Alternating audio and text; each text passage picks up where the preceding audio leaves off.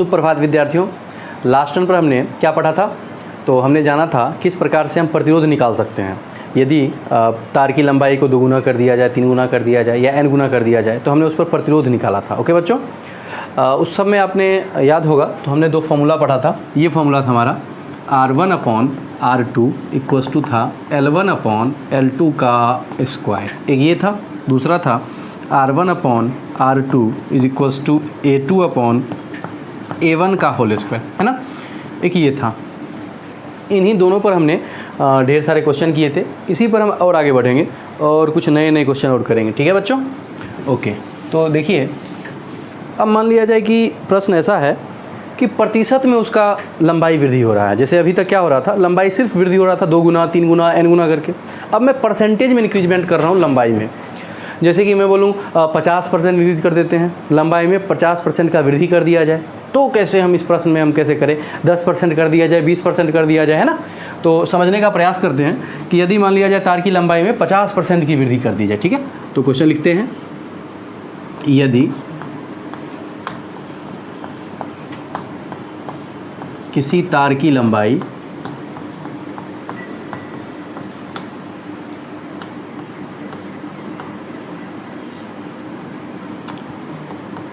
%50 बढ़ा दिया जाए तो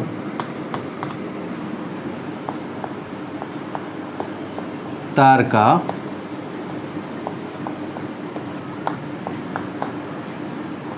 प्रतिरोध में प्रतिशत वृद्धि ज्ञात करें।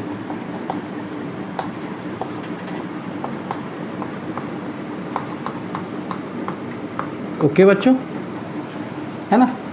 तार के प्रतिरोध में प्रतिशत वृद्धि ज्ञात करें, मतलब कितना प्रतिरोध में प्रतिशत वृद्धि हुआ है, मतलब 50% बढ़ाए तो कितना % वृद्धि हो जाएगा। इस क्वेश्चन का दूसरा भी ये भी हो सकता है, कहने का पूछने का तरीका, यदि तार की लंबाई 50% बढ़ा दी जाए तो प्रतिरोध कितना % बढ़ जाएगा, है ना। तो प्रतिरोध कितना % बढ़ जाएगा। और ये भी वही बात रहा कि तार के प्रतिरोध में प्रतिशत वृद्धि ज्ञात करें, कितना % बढ़ा, वही सेम ही बात है। ठीक है, तो जैसे देखो परसेंट वाला क्वेश्चन आपको दिखे, परसेंट प्रतिशत, देखो प्रतिशत का मतलब क्या होता है? प्रति सैकड़ा, है ना, 100 में कितना। तो जैसे ही हमको प्रश्न में ऐसा दिखे तो हम क्या करेंगे, वैसे ही हम क्या मान लेंगे कि लंबाई जो है ना 100 है। क्यों ऐसा 100 माना हमने? क्योंकि प्रतिशत बढ़ाया जा रहा है, परसेंटेज में बढ़ाया जाए। प्रतिशत का मतलब ही होता है 100 में कितना बढ़ा। तो कैलकुलेशन को इजी करने के लिए, ताकि हमें ज़्यादा कैलकुलेटिव पार्ट का सामना नहीं करना पड़े, नहीं तो मैथ्स बन जाएगा वो फिजिक्स के जरिए। तो इसीलिए हम क्या करेंगे, ईजी कैलकुलेशन हो तो हम इसको लंबाई कितना मान लेंगे, हम 100 है ना। तो सॉल्यूशन करते हैं और लिखेंगे, माना,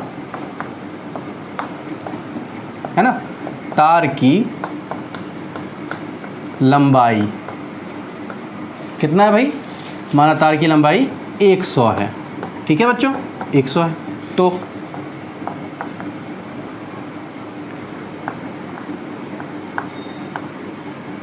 लंबाई में वृद्धि,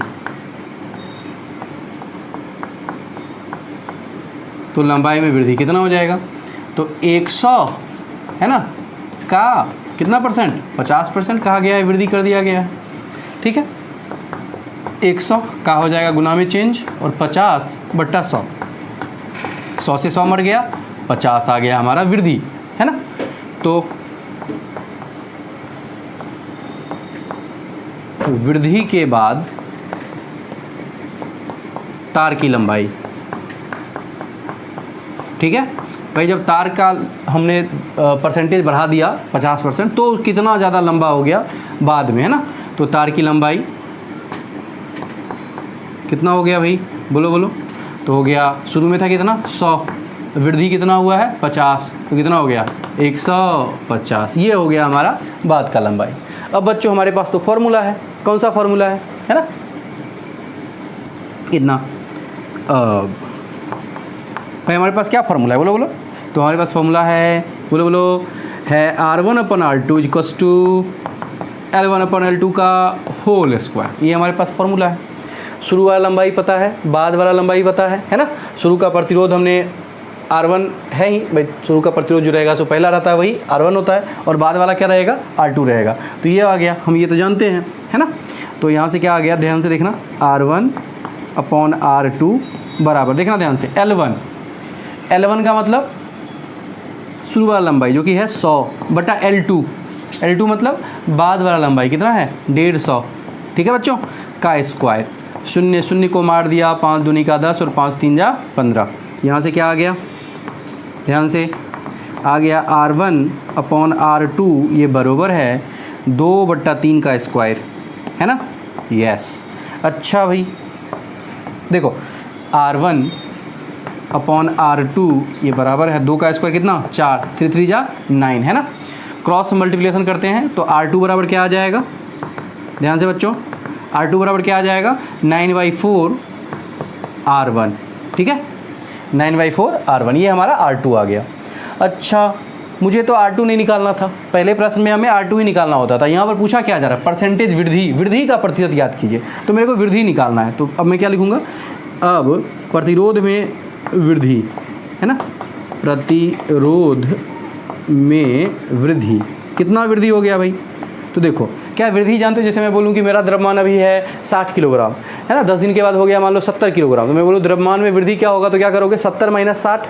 वैसे ही प्रतिरोध में वृद्धि निकालना है तो बाद वाला माइनस शुरू वाला, तो क्या लिखोगे, बाद वाला जो कि है R2, शुरू वाला जो कि है R1, ठीक है भाई।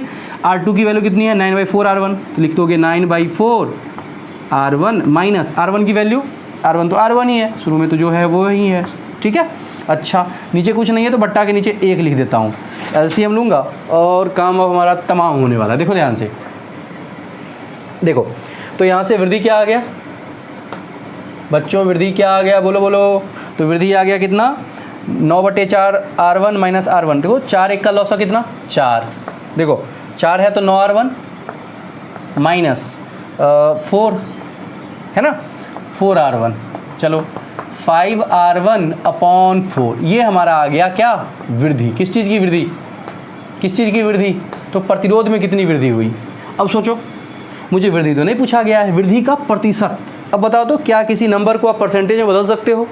हाँ, जैसे एक एग्जांपल लेता हूँ मैं, देखो ध्यान से, मैं बोलूँ कि बताओ 20 का, है ना, कितना प्रतिशत, कितना प्रतिशत, आपने शायद 8वां में 8th 7th 8th में ऐसा पढ़ा होगा, बराबर है मान लो 5, है ना। ऐसा क्वेश्चन है कि भाई 20 का कितना % बराबर 5, तो क्या करते हो ऐसे में, हम लिखते हैं 5, कैसे मतलब, देखो जो है जितना आंसर है वो बट्टा शुरू वाला गुने 100, ये करते हो ना, हाँ करते हैं, 20 5 जा और 5 5 जा 25 हो गया, ऐसे ही करते हैं। 25 को लिखते हैं परसेंटेज, 25% है, 20 का 25% कितना होगा 5 होगा, अच्छी बात है। तो ऐसे चेंज करते हैं, ऐसे ही यहाँ करो, हमको प्रतिशत वृद्धि चाहिए बच्चों, क्या चाहिए, तो प्रतिशत वृद्धि, प्रतिशत वृद्धि, ओके बच्चों, कितना होगा भाई बोलो तो हो जाएगा बाद वाला, बाद में कितना है ये, यानी कि 5 R1/4, ये बाद वाला है, बट्टा शुरू वाला कितना है, शुरू का प्रतिरोध कितना है R1, तो R1 और गुने कितना 100, ओके बच्चों, यस। तो मैंने R1 से R1 को मार दिया, 4 से मारा तो ये 25 हो गया, तो 25 और गुने 5 कितना हो गया 125, और प्रतिशत ये हमारा क्या आ गया, प्रतिरोध में वृद्धि, प्रतिरोध का वृद्धि प्रतिशत, ठीक है बच्चों, वृद्धि प्रतिशत आ गया हमारा। तो इस प्रकार से हमने जाना कि कैसे निकालते हैं क्या परसेंटेज में इंक्रीजमेंट। जब बच्चों ध्यान से सुनिएगा, सबसे पहले क्या करना है हमें, इस पर मैं ढेर सारे क्वेश्चन कराने वाला हूँ और फिर एक ट्रिक भी दूंगा, आपको समझना जरूरी है पैटर्न की क्या कर रहे हैं, बाद में हमको ये सब कुछ नहीं करना होता। देखो ये प्रश्न जो है कंपटीशन में भी पूछा जाता है, हमारे बोर्ड में भी कभी कभार पूछ लिया जाता है, तो ऑब्जेक्टिव में मेनली इसको पूछा जाएगा आपको, है ना। सब्जेक्टिव पूछा जाएगा तो ऐसे ही करना है, लेकिन ऑब्जेक्टिव रहेगा, सोचो तो 1 नंबर के क्वेश्चन के लिए इतना लंबा करना आप चाहोगे कभी भी, बिल्कुल नहीं चाहेंगे हम। तो क्या उसका एक पैटर्न है, उस पैटर्न को यदि आप समझ लोगे तो खट से सीधे क्वेश्चन देखा आंसर आ गया, ऐसा कुछ हो जाएगा। तो वही देखने का प्रयास करते हैं। सबसे पहले क्या करेंगे 100 माने हैं, ठीक है, पैटर्न समझो। 100 माने हैं, उसका जितना रहेगा उतना परसेंटेज में कर देंगे, लिख देंगे। इससे हमारा लंबाई का वृद्धि पता पड़ गया, इतना हुआ, टोटल लंबाई पता पड़ गया, फॉर्मूला है, रख दिया, आंसर आ गया। ठीक है, समझ के इसको ना अच्छे से बढ़िया से समझ के छापिए। तो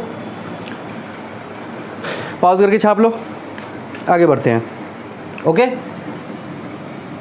मैं एक और क्वेश्चन देता हूं।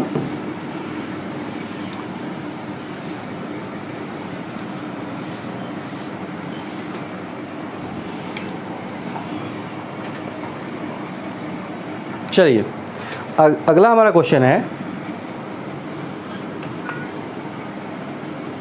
यदि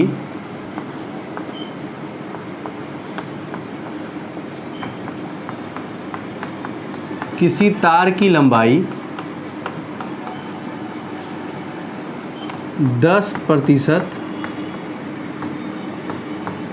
बढ़ा दिया जाए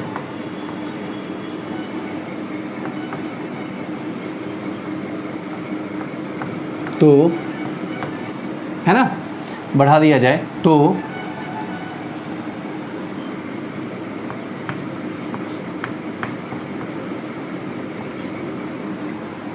प्रतिरोध का वृद्धि प्रतिशत ज्ञात करें।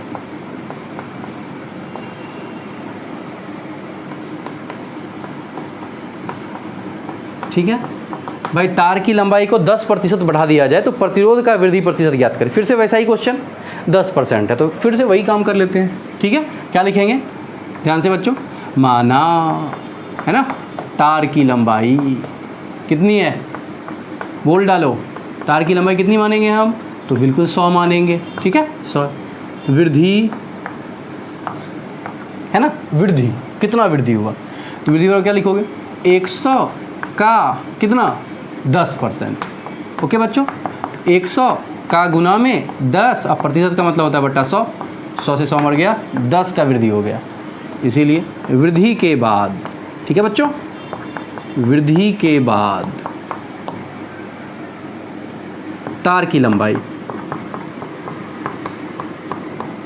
जब वृद्धि आपने कर दिया उसके बाद तार की लंबाई कितनी हुई, देखो ध्यान से बच्चों, शुरू में था कितना 100, वृद्धि कितना हुआ है 10 का, तो कितना हो गया 110, ये हो गया हमारा बाद वाला। अब है ना, आप जानते हो वही वाला, क्या जानते हैं हम भाई, हम जान गए हैं जो फॉर्मूला हमारे पास है कि हमको यदि L1 और L2 पता हो तो हम आराम से हम जानते हैं क्या होता है, प्रतिरोध का अनुपात जो होता है R1/R2 ये बराबर होता है L1/L2 का होल स्क्वायर। चलिए, R1/R2 L1/L2, L1 की वैल्यू कितनी है 100, L2 की वैल्यू कितनी है 110 का होल स्क्वायर। ओके बच्चों, चलो ध्यान से देखो, शून्य शून्य को मार दिया, यहाँ से क्या आ गया, R1/R2 बराबर है 10 दहें का 100 और 11 गुने 11 121, ये आ गया। ओके, ध्यान से अब देखो, या देखो R1/R2 का क्रॉस मल्टीप्लिकेशन कर दो तो क्या 100 R2, देखना 100 R2 ये बराबर है 121 R1, है ना, बिल्कुल है। यहाँ से R2 क्या आ गया बच्चों 121/100 और R1 आ गया ना, यस। अब मुझे तो वृद्धि प्रतिशत चाहिए तो मुझे पहले वृद्धि निकालना पड़ेगा, इसीलिए, है ना, प्रतिरोध में वृद्धि, प्रतिरोध में वृद्धि बोलो तो क्या लिखूंगा मैं, तो लिखूंगा बाद वाला माइनस शुरू वाला। ओके बच्चों, बाद वाला क्या है, ये रहा 121/100 और R1 और माइनस का R1 बटा नीचे 1 कर दो, 100 और 1 का लॉ 100, 121 माइनस R1 से मल्टीप्लाई कर दिया 100 को तो कितना हो गया 100 R1। ठीक है ना बच्चों, घटा लो, घटाओ तो कितना आएगा, चलो घटाएंगे तो यहाँ से हमारा वृद्धि आ जाएगा, कितना आ गया बोलो, तो हो गया 121 माइनस 100 यानी कि 21 R1/100। ठीक है ना, बिल्कुल ठीक है। मुझे तो वृद्धि नहीं चाहिए, हमें क्या निकालना है, वृद्धि प्रतिशत, इसीलिए प्रतिरोध का वृद्धि प्रतिशत वृद्धि प्रतिशत। बच्चों फिर से हमें बाद वाला पता है, शुरू वाला पता है, हम खट से निकाल सकते हैं आंसर। बोलो बोलो क्या लिखूंगा? तो लिखूंगा मैं बाद वाला, यानी कि 21R1/100, ये तो बाद वाला हो गया, भागा शुरू वाला जो कि है R1 और मल्टीप्लाइड बाई 100। यहाँ से कितना आ गया भाई? 21%। तो आपने देखा किस प्रकार से हमने वृद्धि निकाल लिया, वृद्धि का प्रतिशत निकाल लिया उसके बाद। तो यही हमारा तरीका है, ऐसे ही हम क्वेश्चन करेंगे, ऐसे ही हमें करना है।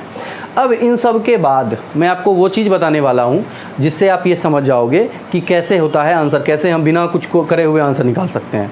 जैसे मैं क्वेश्चन दूँ आपको, ठीक है? इसको पहले छाप लो आप लोग, तो छापो, तो पॉज करके छाप लो। अरे कर लिया। छापने के बाद देखो मैं चेंज कर रहा हूँ थोड़ा सा, ध्यान से बच्चों। ये क्वेश्चन है ना, आपको खुद से करना है, अभी तुरंत करना है। मैं इसको नहीं हल कर रहा हूँ, बस आंसर बताने वाला हूँ मैं आपको, ठीक है? ओके, देखो मैं क्वेश्चन दूँ कि यहाँ पर 20% की वृद्धि कर दी जाए, मान लिया जाए। कितना परसेंट का? 20% का वृद्धि कर दिया जाए। तो प्रतिरोध का वृद्धि प्रतिशत ज्ञात करें, ठीक है? ओके, 20% का वृद्धि कर दिया जाए तो बताइए कितना होगा? ये है क्वेश्चन आपका। मैं इसका आंसर आपको बता रहा हूँ कैसे होगा, कैसे निकलेगा। तो इसका आंसर होगा 44% इसका आंसर आएगा, ठीक है? करो तो खुद से, खुद से करना है, करो, पॉज करके कर लो।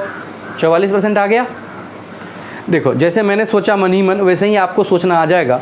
बस एक बार इसको मैं करके आपको तरीका बता दूं, देखते हैं क्या 44% आप लोगों का आ रहा है। तो सॉल्यूशन करेंगे, लिखेंगे माना, है ना, तार की लंबाई क्या है?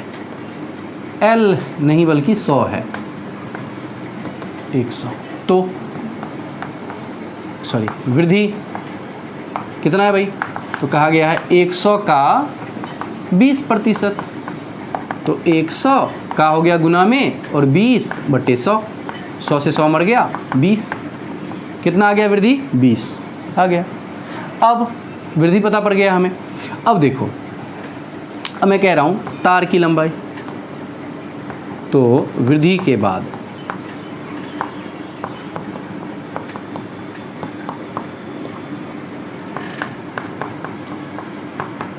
तार की लंबाई कितनी हो गई भाई? तो शुरू में था 100, जोड़ दो 20, कितना हो गया? 120। ये हमारा हो गया वृद्धि के बाद तार की लंबाई, है ना? अब कैसे करोगे? तो हम जानते हैं, क्या जानते हैं? हम जानते हैं कि R1/R2 ये बराबर है किसके? L1/L2 के होल स्क्वायर के। पता ही होगा आपको, ये तो हम जानते हैं, हमें सब कुछ पता पड़ गया। तो मैं लिखूंगा R1/R2 = L1। L1 की वैल्यू कितनी है? 100/L2 120 का स्क्वायर, ठीक है बच्चों? 0 0 को मार दिया, 2 पंचे का और 2 6 जा, ठीक है? इसीलिए ध्यान से R1/R2 किसके बराबर है भाई? तो ये 5/6 के स्क्वायर के। ध्यान से बच्चों, R1/R2 ये बराबर है 5 का स्क्वायर कितना? 25 और 6 का 36, ठीक है? अब मुझे यहाँ से R2 चाहिए होगा, तो क्रॉस मल्टीप्लिकेशन कर दो, लिखोगे 25R2 ये बराबर है 36R1। यहाँ से R2 किसके बराबर आ गया भाई? बोलो बोलो, 36/25 और R1, ये हो गया। मेरे को R2 पता पड़ गया। अब मुझे R2 ही नहीं चाहिए, बल्कि हमें क्या निकालना है? वृद्धि। तब ना वृद्धि प्रतिशत निकालोगे। तो लिखोगे, अब यहाँ से शुरू करता हूँ,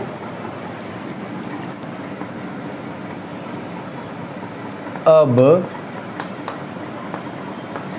प्रतिरोध में वृद्धि, प्रतिरोध में वृद्धि कितना हो जाएगा? तो R2 माइनस R1। R2 की वैल्यू कितनी है? 36/25 R1, 36/25 R1 माइनस का R1/1 कर दो। चलो 25 और 1 का एलसीएम 25, ठीक है? तो हो गया 36R1 माइनस 25R1। ठीक है भाई, 36 में से 25 गया, कितना हो गया देखो तो घटा के 11, 11/25 और R1, ये हमारा आ गया बाद वाला, कितना बढ़ा है वो, वृद्धि निकल गया। अब हमें फिर से क्या करना है, वृद्धि प्रतिशत निकालना है, तो मैं क्या लिखूंगा, इसीलिए प्रतिरोध का वृद्धि प्रतिशत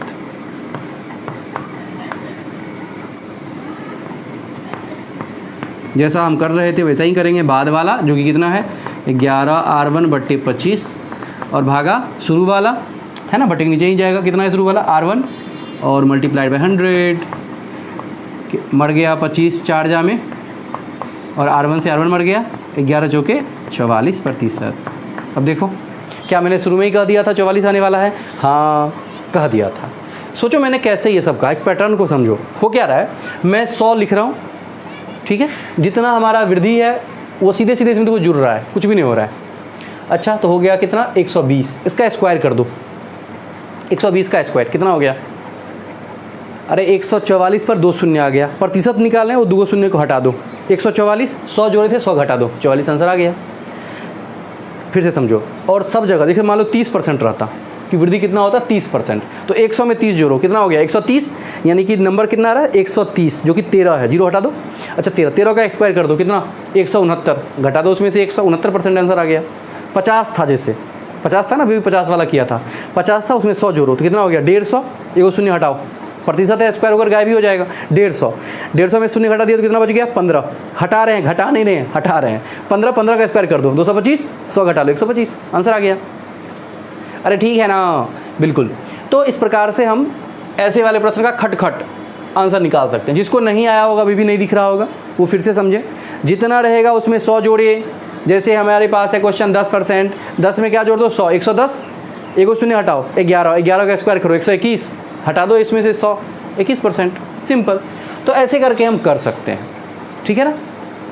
एक और तरीका मेरे पास है जो आपको इतना भी नहीं करना पड़ेगा, लेकिन उसमें कंडीशन है, वो कब लगेगा काम, कब करेगा, जब वृद्धि जो है 5 से कम हो, 5% से कम की वृद्धि की जाए, तब वो काम करेगा, ठीक है ना बच्चों। यस, तो वो क्या है, तो ये है कि भाई जैसे यदि 5% से कम की वृद्धि होती है तो प्रतिरोध उसका दुगुना प्रतिशत से वृद्धि हो जाता है। जैसे मैं बोलूं कि तार की लंबाई 2% बढ़ा दिया जाए तो प्रतिरोध 4% बढ़ जाएगा, 3% बढ़ा दिया जाए 6% बढ़ जाएगा, 4% बढ़ा दिया जाए 8% बढ़ जाएगा, 5% बढ़ा दिया जाए तो 10% बढ़ जाएगा। अच्छा 0.5% बढ़ा जाएगा तब उसका दुगुना 1%। ये कहाँ तक होल्ड करेगा, ओनली 5% तक, उसके बाद नहीं। अब सोचोगे सर सब जगह करेगा, 10 रहेगा, मान लो 10 13 है क्वेश्चन, तो 10 दूनी का 20 होता है, जबकि आंसर तो 21 आया है अभी। तो ये कम के लिए तो ठीक है, 5 तक तो ठीक है, लेकिन उसके बाद इसमें थोड़ी सी त्रुटि शुरू हो जाती है, तो हम 5 तक इसका प्रयोग करेंगे। यदि हमारे पास प्रश्न आता है कि 5% बढ़ा दिया जाए तो इतना कुछ नहीं करेंगे, सीधे आंसर कितना आएगा 10%, ठीक है ना। तो मैं एक पहले क्वेश्चन देता हूँ आपको, वो क्वेश्चन करना है जैसे आप करते हो, जैसे ये तरीका है ऐसे ही करना है, और उसके बाद वो वाला मैं आपको नोट में लिखवा दूंगा ट्रिक कि कैसे करेंगे।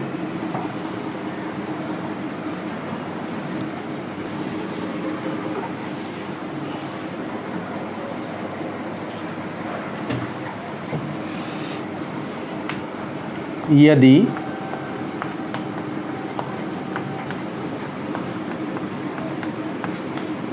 किसी तार की लंबाई 2% बढ़ा दिया जाए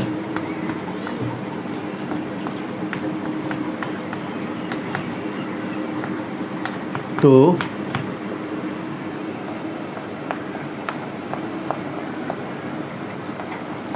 प्रतिरोध में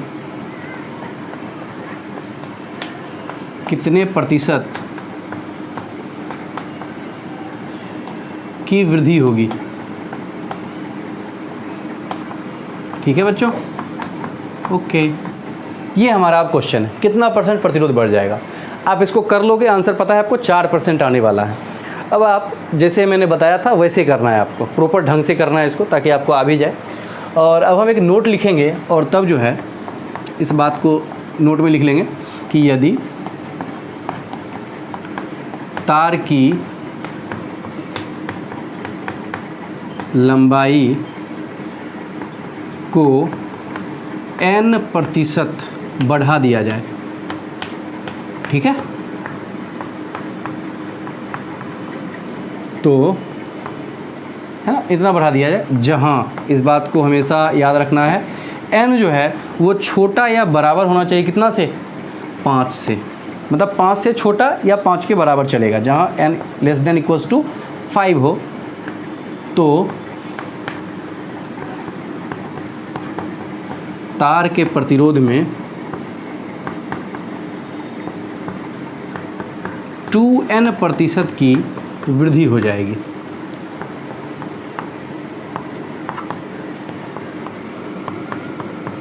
ओके बच्चों, सिंपल। यदि n% बढ़ा दिया जाए, जब n क्या हो, 5 से लेस देन इक्वल टू 5 हो, मतलब 5 से छोटा या बराबर हो, तो तार का प्रतिरोध में 2n% 2 गुना से बढ़ जाएगा। ये बात आप नोट में कर सकते हो। यहाँ से इसका आंसर तो खट से आ रहा होगा, 2% है तो 4% आंसर आ जाएगा। लेकिन आपको ऐसे करना नहीं, इसको प्रॉपर ढंग से सॉल्व करना है, ठीक है। छाप लीजिए, छाप डाला, ओके। अब देखो, अभी तक आपने जो कुछ भी पढ़ा है ये सब तभी लागू होगा, जैसे हमने अभी तक ये पढ़ा, R1/R2 ये बराबर है L1/L2 का होल स्क्वायर, ठीक है। R1/R2 ये बराबर है A2/A1 का होल स्क्वायर, या फिर R1/R2 ये बराबर है R2/R1 का पावर 4। ये तीनों पढ़ा है, ये तभी वैलिड है, तीनों के तीनों तभी वैलिड है जब वॉल्यूम कांस्टेंट हो। देखो यहाँ सिर्फ लंबाई है, एरिया से कोई लेना देना नहीं है। यहाँ पर सिर्फ एरिया है, लंबाई से कोई लेना देना नहीं है। आप याद करो पहला दिन वाला, यहाँ पर सिर्फ रेडियस है, बाकी किसी से कोई लेना देना नहीं है। पहला दिन का क्लास याद करो आप, उसमें क्या हुआ था, हमने वॉल्यूम को कांस्टेंट माना नहीं था रियल में, उसी तार को बढ़ा रहे थे या छोटा कर रहे थे। मतलब उसी तार को खींच के बड़ा कर दोगे तो उसी अनुपात में जैसे जैसे लंबाई बढ़ेगा, है ना, जैसे जैसे लंबाई तार की बढ़ाओगे आप, तो एरिया अपने आप छोटा होता जाएगा, अनुप्रस्थ काट क्षेत्रफल छोटा होता जाएगा। ये बात हम जानते हैं। वहाँ पर वॉल्यूम कांस्टेंट था। हमारा प्रश्न यह है कि यदि वॉल्यूम कांस्टेंट ना हो, अब सोच रहे हो सर वॉल्यूम कांस्टेंट कैसे नहीं होगा, तो वॉल्यूम कांस्टेंट नहीं हो सकता, तार ही अलग अलग हो। जैसे देखो, सेम मटेरियल से बना हुआ 2 चौक, ठीक है, मैं बोलूँ कि इसका इतना प्रतिरोध है, तो बताओ इसका कितना होगा। देखो इसका रो सेम होगा क्योंकि मटेरियल सेम है दोनों का, लेकिन इसका लंबाई वॉल्यूम देखो तो वॉल्यूम अलग अलग है, ये छोटा ये बड़ा, आयतन समझ ही रहे होगे, तो अलग अलग है दोनों का। ऐसा ही कुछ क्वेश्चन कर रहा हूँ कि एक ही पदार्थ से बना हुआ कोई तार है, अब हमने दूसरा तार लिया जो कि बहुत ज़्यादा, इससे मोटा भी ज़्यादा है और लंबा भी ज़्यादा है, मान लो ऐसा कुछ क्वेश्चन है, तब कैसे करेंगे हम। तो वहाँ पर क्या कह रहे हो आप, क्या समझ रहे हो कि वॉल्यूम कांस्टेंट नहीं है, लेकिन रो कांस्टेंट रहेगा क्योंकि मटेरियल सेम है। तो ऐसे प्रश्नों पर जहाँ वॉल्यूम कांस्टेंट नहीं हो, वहाँ पर हम कैसे करेंगे, वहाँ पर ये फॉर्मूला लागू नहीं होगा। ये तभी था जब वॉल्यूम कांस्टेंट था। यदि याद हो आपको पहला दिन, तो पहला दिन हमने यही पढ़ा था, मतलब पहली क्लास में ये जब वृद्धि वगैरह वाला क्वेश्चन शुरू किए हम तब। तो आगे की बातों को जानने का प्रयास करते हैं अब हम, कि जब वॉल्यूम कांस्टेंट ना हो तो कैसे हम करेंगे। वो आपको लग जाएगा क्वेश्चन में ही, दोनों एक साथ बढ़ाया जा रहा है, घटाया जा रहा है, इस टाइप का रहेगा तो पता चल जाएगा आपको, ठीक है। तो क्वेश्चन है,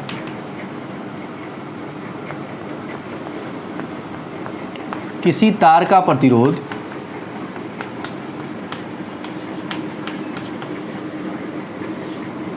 दस ओम है, ठीक है, तार का प्रतिरोध कितना है, 10 ओम। ओके, अब कहा जा रहा है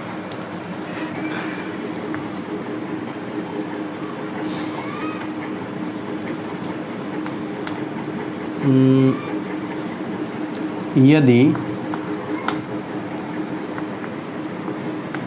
समान पदार्थ से बने दूसरे तार की लंबाई 2 गुनी व त्रिज्या आधी हो तो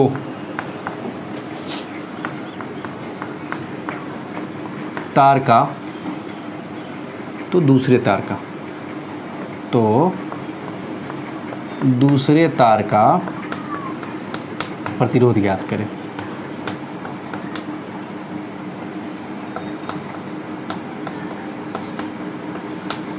ओके बच्चों, ठीक है। क्वेश्चन क्या है कि भाई किसी तार का प्रतिरोध 10 ओम दिया हुआ है। ओके, अब कहा जा रहा है यदि समान पदार्थ से बना हुआ दूसरा तार का लंबाई जो है 2 गुना वो त्रिज्या आधा कर दिया जाए तो दूसरे तार का प्रतिरोध ज्ञात करें। ऐसा क्वेश्चन है, सिंपल। मतलब ये वाला कुछ हो गया। अब जैसे ही त्रिज्या की बात चल रही है तो सेल्फ अंडरस्टूड है कि वो बेलनाकार तार रहा होगा, तभी उसका त्रिज्या दिया हुआ है ना। तो बेलनाकार तार है, ठीक है। क्वेश्चन में नहीं भी बेलनाकार, जैसे यहाँ रहना चाहिए किसी बेलनाकार तार का प्रतिरोध, लेकिन जनरली तार यदि कहा जा रहा है साथ साथ में त्रिज्या का भी प्रयोग किया जा रहा है तो आप समझ जाना है कि क्या है होगा, वो बेलनाकार तार रहा होगा, ठीक है। तो बेलनाकार तार है।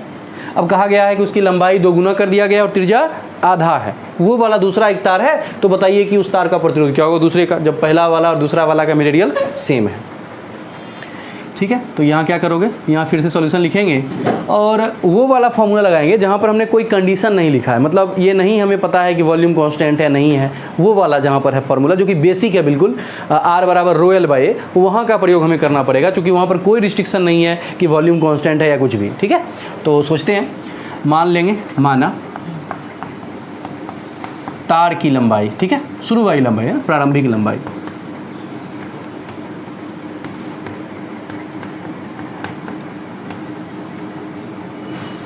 L1 तथा क्षेत्रफल त्रिज्या है ना, तथा त्रिज्या R1 है। तो ठीक है, प्रतिरोध R1 बराबर प्रतिरोध जो है R1 शुरू वाला का प्रतिरोध R1 बराबर क्या होता है, रो L बाई ए, पहला है तो 1 शुरू वाला है। अच्छा भाई ध्यान से, रो L1 और A1 की वैल्यू, अब A क्या है, अनुप्रस्थ काट क्षेत्रफल, जैसे इसका एरिया क्या होगा ये, और क्या ये वृत्ताकार है और वृत्त का क्षेत्रफल क्या होता है पाई आर स्क्वायर, तो नीचे क्या लिखूंगा पाई R1 का स्क्वायर, शुरू वाले का त्रिज्या है R1, ठीक है, ये है। तो ये हमारा फॉर्मूला होता है, इसमें तो कोई संशय हमें है नहीं, बिल्कुल भी नहीं है, अच्छी बात है। अब सोचो ध्यान से, ये हमारा शुरू वाला है और इसकी वैल्यू क्वेश्चन में अपने को गिवन है कि शुरू वाले तार का प्रतिरोध कितना है 10 ओम है, तो मैं यहाँ 10 लिख दूँ, यस, यहाँ पर भी क्या लिख दिया 10 ओम, ठीक है, अच्छी बात है। इसका वैल्यू है कितना 10 ओम। चलो अब प्रश्नानुसार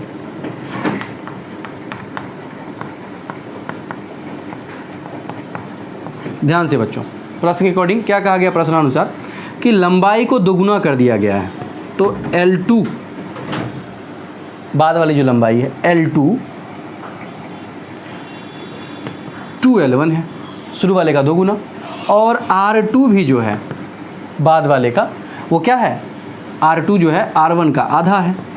ये प्रश्न के अकॉर्डिंग सही है, इसीलिए प्रतिरोध R2 जो बाद वाला होगा वो क्या हो जाएगा, फॉर्मूला क्या होगा हमारा बोलो तो फिर से वही रो L2 बाई A2, अरे यही होगा ना, इसीलिए यही होगा क्योंकि बाद वाला लंबाई L2 और एरिया कितना A2। अच्छा भाई या देखो ध्यान से, R2 बराबर रो सेम है बिकॉज हमने क्वेश्चन में शुरू में ही लिखा है समान पदार्थ, तो रो सेम है। L2 तो L2 है जो जिसकी वैल्यू क्या है 2L1 के बराबर, तो 2L1 अपॉन A2, क्या A2 बराबर लिखोगे पाई R2 का स्क्वायर, यस ये लिखेंगे। ध्यान से देखना बच्चों, अब मज़ा आने वाला है, ध्यान से देखिएगा। तो देखिए यहाँ से क्या आ गया R2 बराबर आ गया, देखो 2 रो L1 अपॉन, ध्यान से पाई R2 बराबर है R1/2, तो लिखूंगा R1/2 का स्क्वायर। यहाँ से क्या आ गया R2 बराबर, देखना 2 रो L1 upon pi R1/2 square कर दो तो हो गया R1 का स्क्वायर, अब बट्टा 2 का स्क्वायर कितना हो गया 4, वो 4 यहाँ ले जाओ 4, तो यहाँ से देखना तो R2 बराबर क्या आ गया 4 दूनी का 8 into rho L1 upon pi R1 का स्क्वायर, है ना बच्चों। डब्बा में इसको रखता हूँ, इस डब्बा को देखो, इस डब्बा को, और साथ साथ में एक और ऐसा ही यहाँ पर लिखा हुआ, देखो ये दोनों को देखो अच्छे से, दिखा कुछ अरे दिखा, दोनों सेम है, नहीं दिखा रहे। रो L1 पाई R1 का स्क्वायर, रो L1 पाई R1 का स्क्वायर, और इसकी वैल्यू कितनी है 10। जैसे ही 10 रखा आंसर आ गया, बस कितना 8 मल्टीप्लाइड बाई 10 ओम, कितना हो गया भाई 8 दहें का 80 ओम आंसर। तो यहाँ से आपने देखा कि यदि वॉल्यूम कांस्टेंट नहीं है, हमें लग जाए कि वॉल्यूम कांस्टेंट नहीं है, तो हम खट से ये वाला फॉर्मूला अप्लाई कर देंगे बिना कुछ सोचे समझे, ठीक है।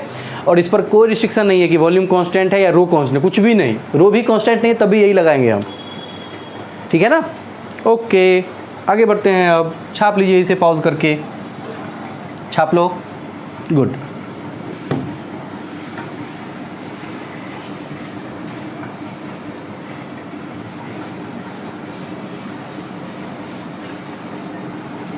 अब हम आगे बढ़ते हैं टॉपिक में, क्वेश्चन ढेर सारा हो गया, और बात करेंगे हम पदार्थ का वर्गीकरण, है ना।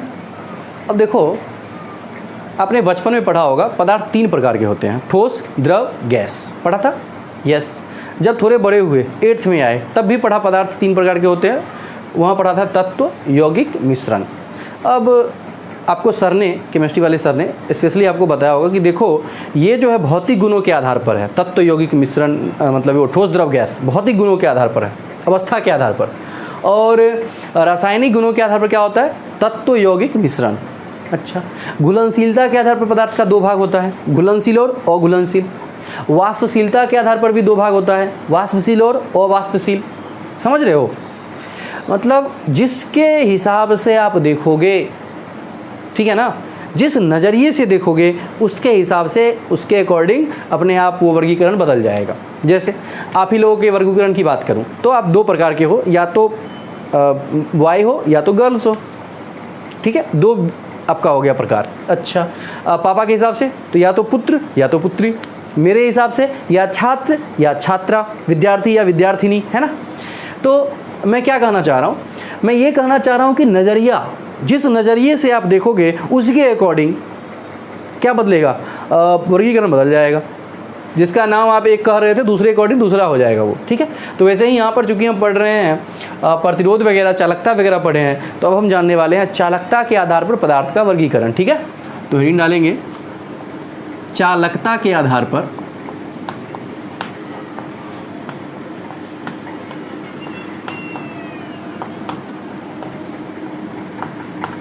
पदार्थ का वर्गीकरण।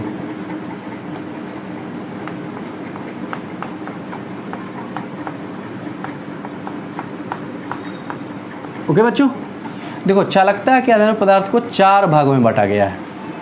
कितने भागों में, 4 भागों में। पहला होता है सुचालक, ठीक है, जिसको बोलते हैं अंग्रेजी में कंडक्टर।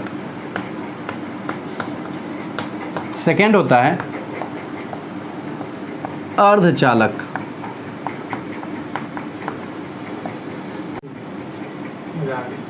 अर्धचालक जिसको क्या बोलते हैं, सेमी कंडक्टर।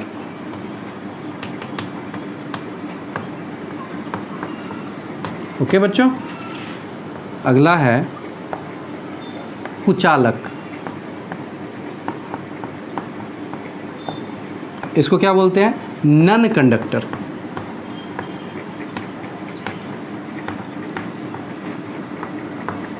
और लास्ट है अतिचालक,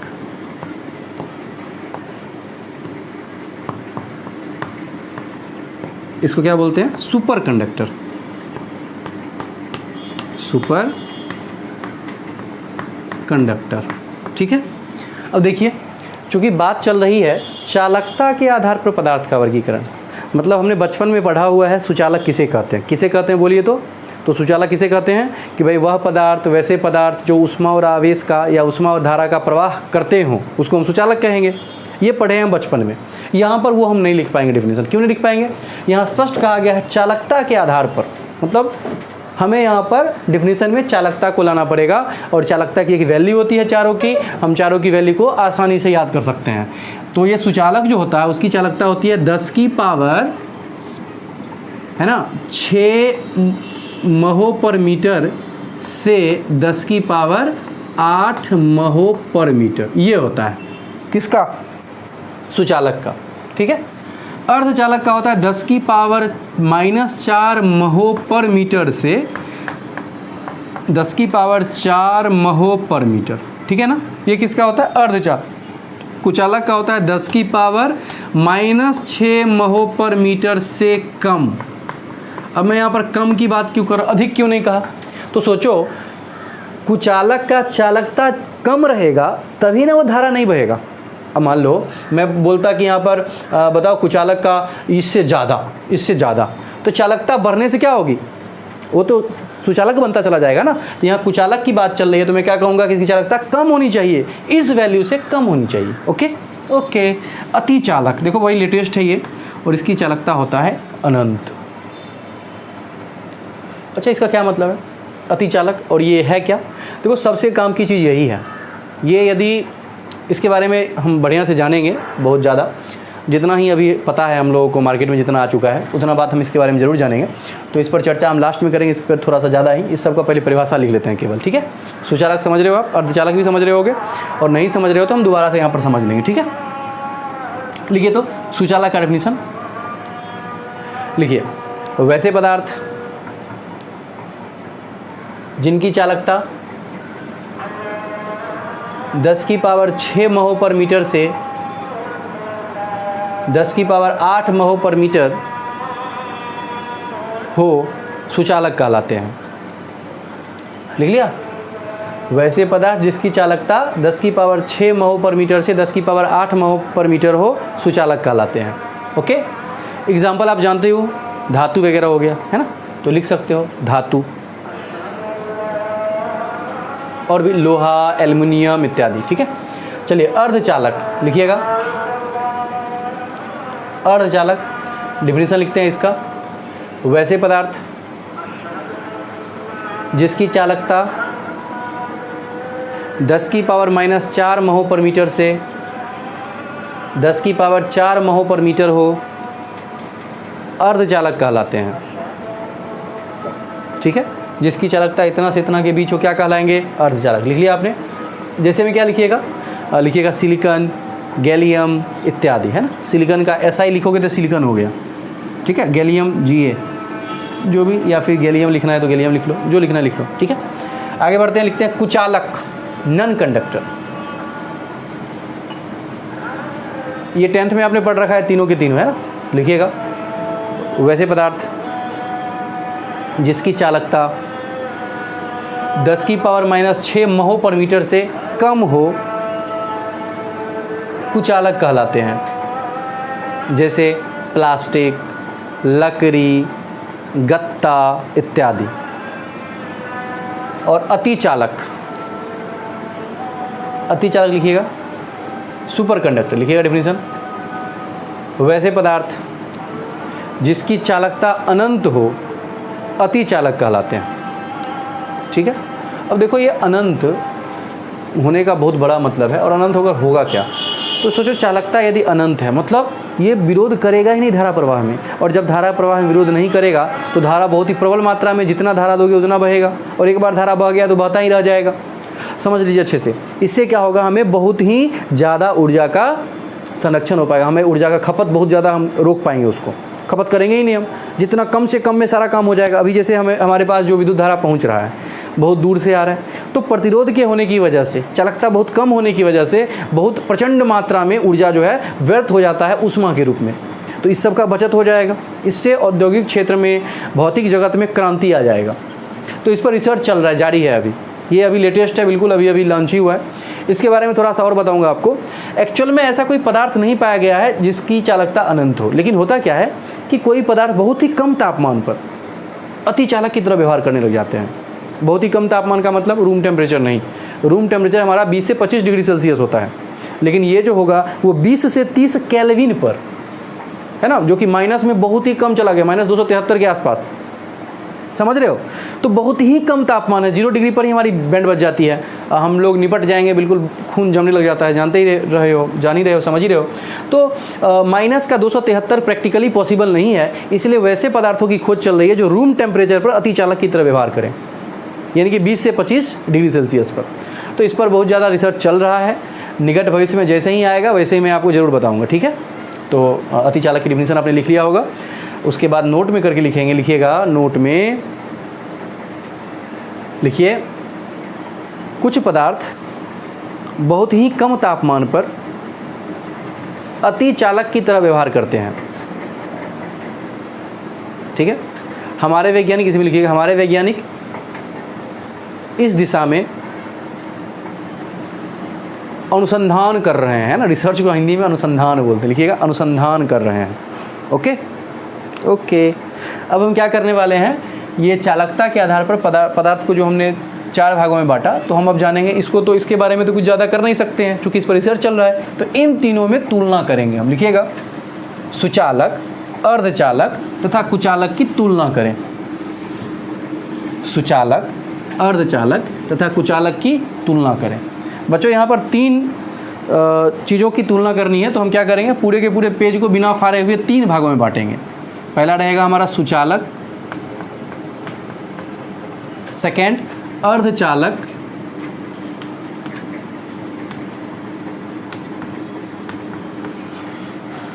और थर्ड कुचालक। Okay okay. जैसे ही आपको तुलना करने के लिए कहा जाए या अंतर स्पष्ट करने के लिए कहा जाए, तुरंत ही हम ऐसे ही करेंगे। 2 भागों में रहेगा तो 2 भागों में बांटना है हमें, 2 के बीच रहेगा, तो यही प्रॉपर तरीका है, ऐसे ही करके करना है ताकि हमें अच्छे से अच्छा नंबर मिल पाए, ठीक है ना। वरना आप कर दोगे फिर भी 2 नंबर करेगा, 1 नंबर मिलेगा आपको। चलिए, तो सबसे पहली बात तीनों के डिफिनीशन को लिखेंगे। सुचालक में क्या लिखोगे, सुचालक की परिभाषा। अब जो है ना कॉमन जो है, यहाँ तो ये नहीं कहा गया कि भाई चालकता के आधार पर तुलना करें। सोचो, यहाँ थोड़ी कहा गया, मैं क्वेश्चन लिखवाया कि चालकता के आधार पर तुलना करो, बिल्कुल नहीं। तो हम परिभाषा सिंपल सा लिख सकते हैं, क्या, जो ऊष्मा और विद्युत का चालन करता हो, ठीक है। वैसे पदार्थ, लिखिएगा वैसे पदार्थ जो ऊष्मा व विद्युत का चालन करते हों, क्या कहलाते हैं, सुचालक कहलाते हैं। सुचालक कहलाते हैं, ठीक है बच्चों, वेरी गुड। यहाँ पर क्या लिखोगे, जो चालन नहीं करते हो, ऐसे ही लिखना है ना। जैसे यहाँ सुचालक में क्या लिखा आपने, वैसे पदार्थ जो ऊष्मा व विद्युत का चालन करते हैं उसको सुचालक कहते हैं। यहाँ लिखोगे वैसे पदार्थ, मैं लिख ही देता हूँ, वैसे पदार्थ जो ऊष्मा व विद्युत का आंशिक चालन करते हो,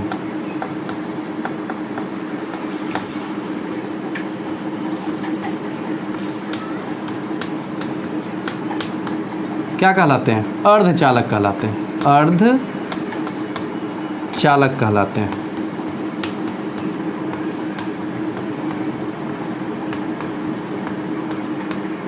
ओके। और यहाँ क्या है, कुचालक, इसमें क्या लिखोगे, वैसे पदार्थ जो ऊष्मा व विद्युत का चालन नहीं करते हों,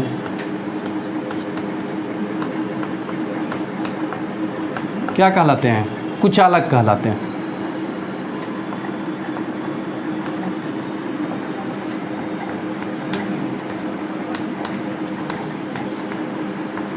बच्चों ध्यान से देखो, ये तो हो गया उसका डिफिनीशन। सबसे पहला तीनों की परिभाषा जो है बचपन में हमने यही पढ़ी हुई है, वही लिखा मैंने। अब जानने वाले हैं दूसरा नंबर में कि ये जो सुचालक होता है इसकी चालकता, जिसको मैं लिख रहा हूँ, चालकता को किसे सूचित करते थे, सिग्मा।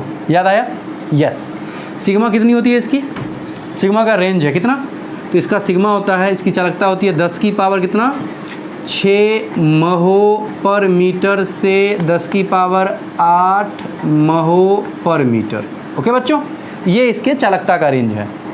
अच्छा, इसके चालकता का क्या रेंज है, मैं सिर्फ ये लिख देता हूँ, चालकता वगैरह ये लिखना छोटा है इसका जगह, तो क्या लिखूँ, 10 की पावर -4 महो पर मीटर से 10 की पावर 4 महो पर मीटर, और इसका कितना होता है 10 की पावर -6 महो पर मीटर से कम। तो बच्चों हमें ये लिखना है, इसकी चालकता लिखिएगा, इसकी चालकता इतना होता है, इसकी चालकता इतना होता है, और इसकी चालकता इतना होता है। लिख लो तो, इसकी चालकता इतना, इसकी इतना, और इसकी इतना। लिख लिया। अच्छा, थर्ड बात देखो ध्यान से, अब याद करो तो क्या प्रतिरोधकता और चालकता में आपको है पता संबंध। देखो प्रतिरोधकता रो होता है, वो होता है 1/σ। याद आया, यानी कि इसका पलटी उल्टा व्युत्क्रम। अच्छा, जैसे मैं कह रहा हूँ एक बात कि 10 की पावर 3 है, मैं उल्टा लिखना चाह रहा हूँ, इसका व्युत्क्रम लिखना चाह रहा हूँ, तो क्या लिखूँगा, क्या लिखूँगा 10 की पावर -3। कैसे, तो 1 जब ये करोगे 1/10 की पावर 3 करोगे तो क्या हो जाएगा 10 की पावर -3।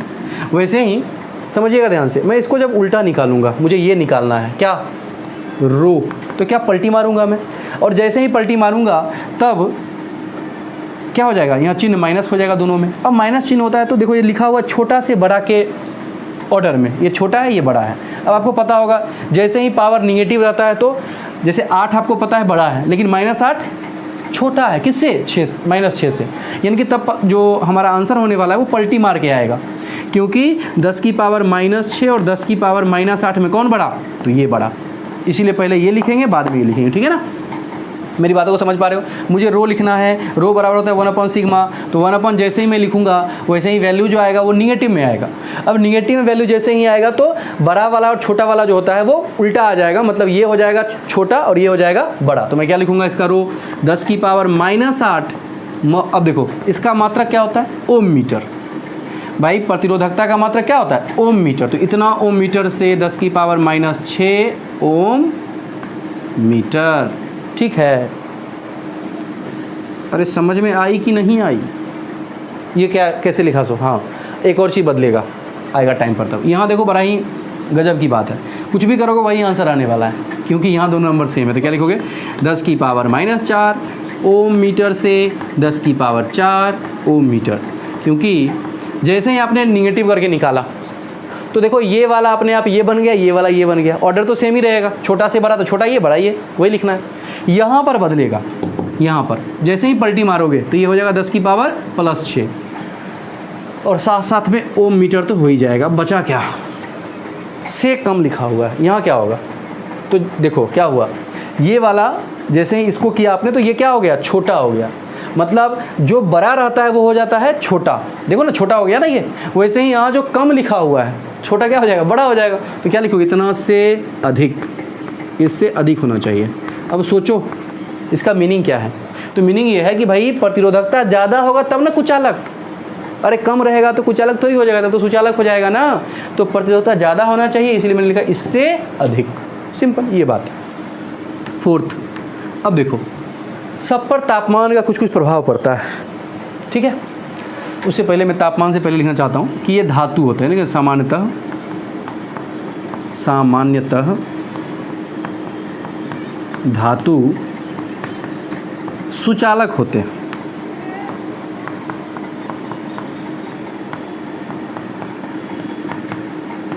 ठीक है। यहाँ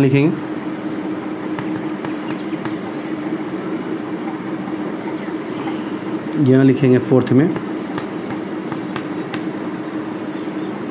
सामान्यतः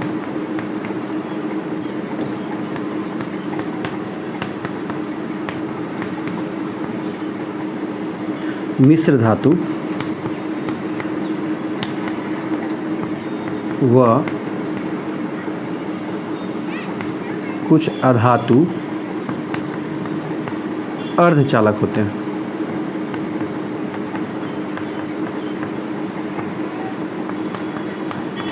ठीक है, अच्छा भाई। और ये जो है कुचालक, यहाँ क्या लिखोगे, सामान्यतः फोर्थ नंबर में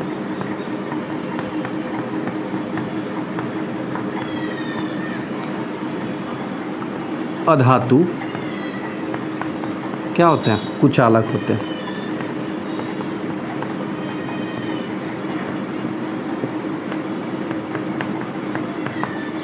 एक अपवाद है, क्या है वो अपवाद, ग्रेफाइट, नाम सुने इसका। पेंसिल में आपने देखा होगा लगा हुआ होता है, वो कुचालक है लेकिन फिर भी वो विद्युत का चालन करता है। यहाँ अपवाद में लिखा है कि भाई होता है लेकिन ये अधातु होते हुए भी ग्रेफाइट क्या है, सुचालक है, उसमें से विद्युत धारा प्रवाहित होती है और बहुत ही अच्छा चालक है वो। तो यहाँ से हमने ये जाना। 5th नंबर देखो, तापमान का प्रभाव तीनों पर पड़ता है। तापमान बढ़ने से सुचालक का प्रतिरोध जो है ना बढ़ जाता है, तो चालकता घट जाती है। समझिए क्यों ऐसा होता है। तो सुचालक में बहुत सारी इलेक्ट्रॉन होते हैं, बहुत ही प्रचंड मात्रा में, अरबों खरबों में होते हैं इलेक्ट्रॉन। अब जैसे ही आप तापमान बढ़ाते हो तो इलेक्ट्रॉन की संख्या, तापमान बढ़ाओगे जैसे ही ना इलेक्ट्रॉन की संख्या बढ़ जाती है।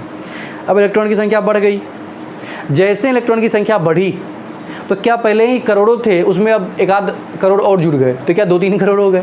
इससे क्या होगा, धारा प्रवाह में अवरोध उत्पन्न हो जाता है। कैसे, जैसे मान लो क्लास में छुट्टी हुई, आपको अपनी क्लास में हो, कोचिंग में हो या स्कूल में हो, वहाँ छुट्टी हुई। अब छुट्टी हुई तो क्या होगा, सब बच्चे बाहर निकलेंगे। यदि सबको मैं एक ही साथ बोल दूं कि यार सब निकल जाए एक ही बार, भाग भाग के दौड़ के डंडे लेके पीछे से खदेड़ने लग जाऊं, तो क्या भगदड़ मच जाएगी और जितने बच्चे निकलने चाहिए थे उस गेट से उससे कम निकल पाएंगे, क्योंकि 2-3 जा करके उसको बंद कर देंगे, गेट को ही जाम कर देंगे। यही बात हो जाता है, जैसे ही इलेक्ट्रॉन की मात्रा एक ज़रूरत से ज़्यादा हो जाता है तो बहने की बजाय वो सब और एक दूसरे को बहने में विरोध उत्पन्न कर देते हैं। ठीक है बच्चों। अच्छा, तो ये हो गया किसमें, सुचालक में। इसमें जैसे ही तापमान बढ़ाते हो इसका प्रतिरोध बढ़ जाता है, इसमें प्रतिरोध इसमें घट जाता है। अर्धचालक में क्यों घट जाता है, इसमें बहुत ही कम, अर्धचालक में ना बहुत ही कम इलेक्ट्रॉन होते हैं, 1 या 2 होते हैं। अब बताइए 1-2 इलेक्ट्रॉन है, बेचारा बह रहा है, एक ही इलेक्ट्रॉन है जो आवेश को लेता है और यहाँ से वहाँ तक पहुँचा रहा है, तो आवेश जाने में दिक्कत हो रही है, अवरोध है। जैसे मान लो हवा है, ठीक है, हवा में धारा नहीं बह रहा, क्यों, क्योंकि यहाँ पर इलेक्ट्रॉन फ्री जो इलेक्ट्रॉन है बहुत ही कम है, इसीलिए तो बहुत ज़्यादा प्रतिरोध है। सेम थिंग यहाँ पर भी क्या है, बहुत ही कम इलेक्ट्रॉन है इसलिए प्रतिरोध बहुत कम है।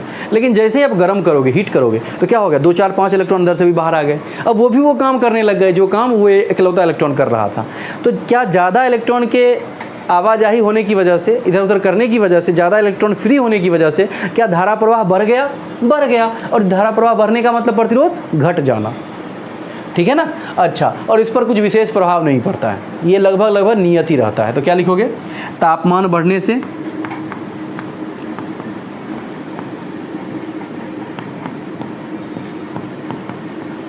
है ना चालकता किसकी, तो सुचालक की चालकता लिखेंगे ना, सुचालक की चालकता, सुचालक की चालकता बढ़ता है ना, सॉरी घटता है ना, प्रतिरोध बढ़ता है, चालकता घटता है। ठीक है ना भाई, तापमान बढ़ने से सुचालक की चालकता क्या होगा, घट जाएगा। प्रतिरोध बढ़ रहा है, इसका मतलब चालकता घट रहा होगा। अच्छा, यहाँ चालकता ही हम लिख लेते हैं, और आप लिखने का मन है तो ये भी लिख सकते हो, तथा प्रतिरोधकता क्या होगा, बढ़ता है। ठीक है। अच्छा, प्रतिरोध, तो प्रतिरोध भी बढ़ेगा, प्रतिरोधकता बढ़ रहा है तो प्रतिरोध भी बढ़ेगा, क्योंकि R बराबर क्या होता है, रो एल बाई, देखो ध्यान से, R बराबर क्या होता है, रो एल बाई ए। भैया L कांस्टेंट, A कांस्टेंट, लेकिन रो तो बढ़ रहा है ना, और रो के बढ़ने से क्या बढ़ेगा, R बढ़ जाएगा। समझ रहे हो ना। तो इससे कंपेयर करके R के बारे में आप कमेंट कर सकते हो कि प्रतिरोध बढ़ेगा। ठीक है बच्चों, वेरी गुड। अच्छा, यहाँ पर अर्धचालक में, तो यहाँ क्या लिखोगे 5 नंबर में, तापमान बढ़ने से अर्धचालक का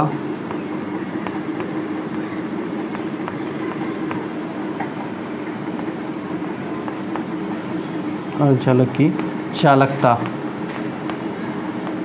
बढ़ती है।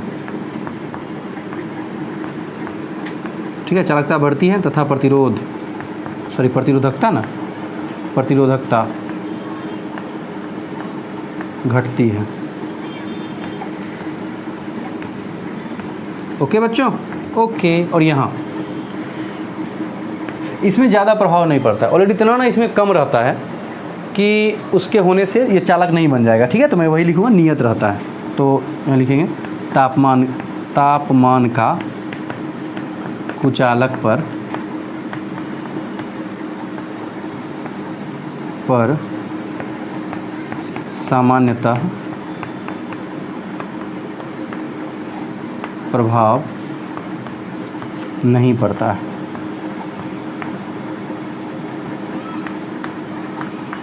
ठीक है बच्चों, ओके, छाप लीजिए। एक एक बात और लिख लेता हूँ लास्ट में, इसका एग्जाम्पल, तीनों का एग्जाम्पल मैंने ऑलरेडी लिखवा रखा है, तीनों का एग्जाम्पल नीचे में चेक कीजिएगा। 6 हो गए, 5 नंबर पूछेगा तो आराम से हम लिख देंगे। ठीक है, तो ऐसे ही आज हमने ये सब जान लिया, सुचालक, कुचालक, अर्धचालक, अतिचालक क्या होता है। ठीक है, तो आज की क्लास यहीं तक रखते हैं और अब मिलते हैं अगले एपिसोड में। तब तक के लिए गुड बाय और गुड नाइट।